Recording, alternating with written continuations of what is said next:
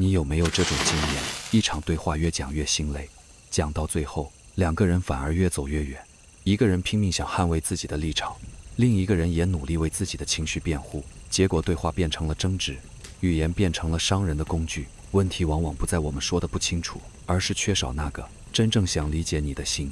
非暴力沟通其实就像一座桥，它的重点不是争个对错，而是帮助我们重新连接心里那个最深的渴望，被看见、被理解、被好好的爱着。真正的理解并不是从说话开始的，而是从感受和需要开始的。非暴力沟通的创办人马歇尔·卢森堡曾说过，我们做的每一件事，哪怕是不自觉的，背后其实都是为了满足某种需求。不管是发脾气、批评别人，还是选择沉默，背后都有一个没被满足的需要。所以与其立刻去批判，不如停下来，试着看得更深一点，观察而不是评价，感受而不是压抑，说出需求而不是抱怨，提出请求而不是命令。那些带刺的语言，其实是我们小时候在不懂怎么处理情绪的环境里学会的生存方式。你是不是也听过这些话？哭什么哭？太脆弱了吧？怎么那么负面？笑一个嘛？生什么气？乖一点，忍一下不就好了？久而久之，我们学会不表达，不示弱，也搞不清楚怎么爱人，怎么说出自己真正的感受而不伤害别人。比如你是不是曾经跟伴侣说过，你整天滑手机，根本不在乎我？但其实你真正想说的可能是，我觉得有点孤单，很想跟你多一点连结。你看出来了吗？前者让人防备，后者却可能让对方靠近你一点。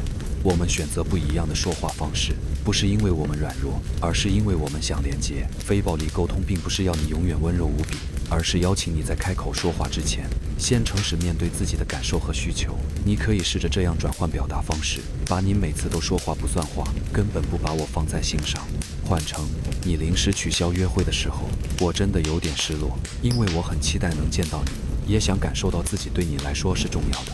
听起来好像只是换了说法，但这个小小的转变会让你们的关系往前走一大步。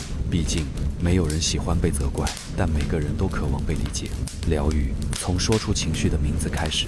加州大学洛杉矶分校的一项研究发现，当我们把自己的情绪说出来时，大脑里负责处理威胁与负面情绪的区域杏仁核会明显冷静下来。换句话说，只要你愿意觉察并说出自己的感受，你其实已经在疗愈自己了。而最棒的是，你可以在每天的每一场对话里练习这件事，从误解走向理解。有时候只需要一个提问开始，你不需要是心理专家，也能练习非暴力沟通。你只需要足够诚实地面对自己和对方，问问自己，我现在真正的感觉是什么？我有哪些需求还没被满足？对方也可能正在受伤，就像我一样吗？这些提问不只拉近人跟人的距离，也悄悄开启了一扇疗愈的大门。在那扇门后，我们可以不再假装坚强或理性，而是真实的做自己。从今天开始试试看吧。当你感觉愤怒或受伤时，先别急着反应，深呼吸，然后问问自己，我到底在渴望什么？试着练习用不指责、不抱怨、不批评的方式表达自己的情绪和需求。记得，别人不是不在意你，只是他们还不懂，因为我们可能也还没好好表达出自己真正需要的是什么。如果你发现和人的距离越来越远，也许不是因为爱不够，而是我们还没学会怎么让人愿意真正听见我们。现在就是最好的时机，我们可以重新学习表达，不是为了赢得一场争论，而是为了真正走进彼此的心里。